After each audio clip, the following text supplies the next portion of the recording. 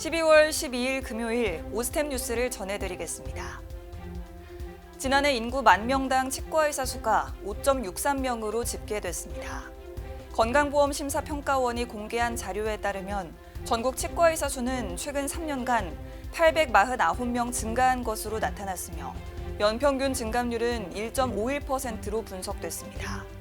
지역별로는 서울이 7.47명으로 가장 많았고 경기 북부는 4.51명으로 가장 적어 뚜렷한 지역 격차가 확인됐습니다. 한국성장기 치과교정연구회가 오는 21일 연세대학교 백양누리에서 제10회 학술 강연회를 개최합니다. 이번 강연회는 개원가의 주요 관심사인 성장기 비발치 치료의 공간 확보를 중심으로 구성됐으며 고려대학교 안암병원 이우선 교수와 동해 바른치과교정과 치과 이종현 원장 등이 연자로 나서 혼합치열기 조기 개입과 매복치 치료에 대해 설명할 예정입니다. 대한치과근관치료학회가 아시아태평양 지역 국가들과의 학술 교류와 함께 2027년 한국에서 열리는 에이펙 2027의 성공 개최를 적극 홍보했습니다. 학회 임원과 회원들은 지난 3일부터 5일까지 이집트 카이로에서 열린 아시아태평양 치과근관치료학회에 참석해 다양한 발표와 교류를 진행했습니다.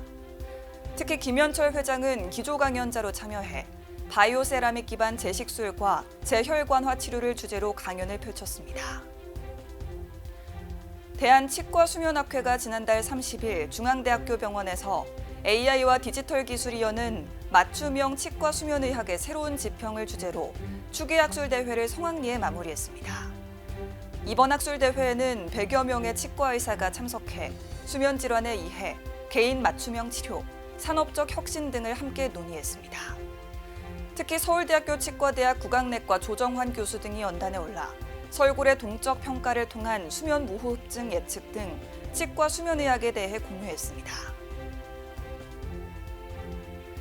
전남대학교 치의학전문대학원이 지난달 26일 중국 대련의과대학 구강의학부와 국제협력 협정을 갱신하며 장기 파트너십을 한층 강화했습니다.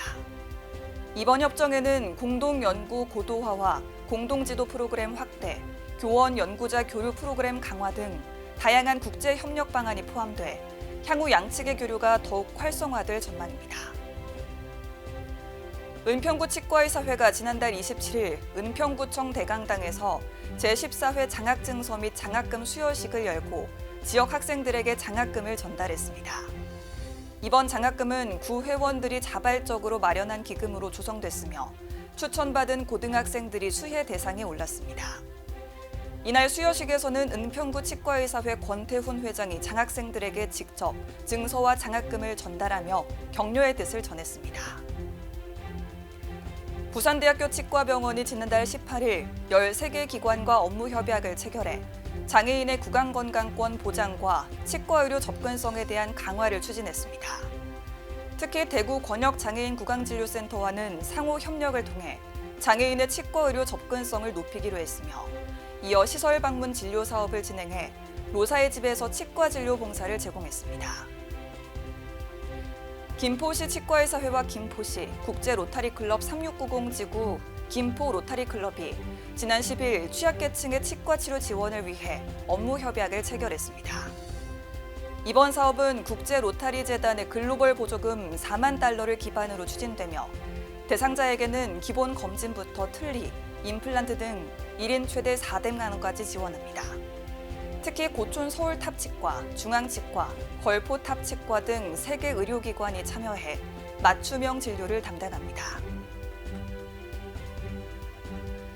기태석 치과 기태석 원장이 최근 답사노트 금강이 품은 백제 유적을 출간해 눈길을 끌었습니다.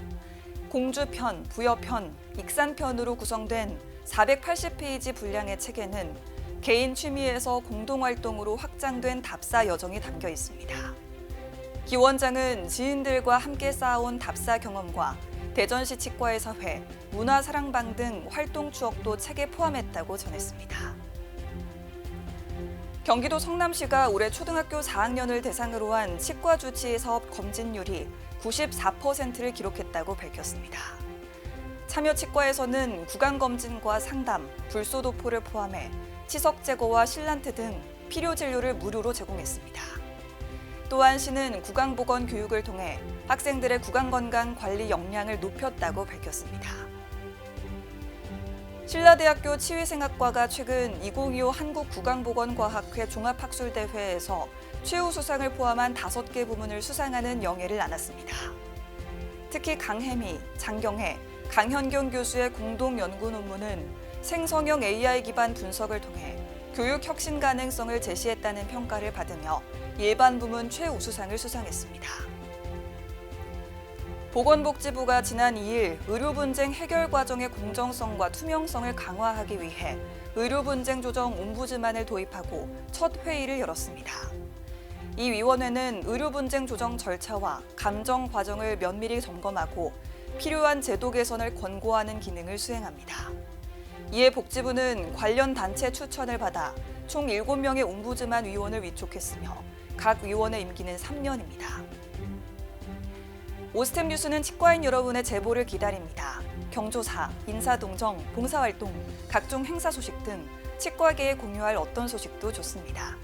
화면에 보이는 이메일이나 전화로 제보해 주시면 오스템 뉴스에 반영 가능하고 우수 제보자에겐 소정의 상품도 드리겠습니다.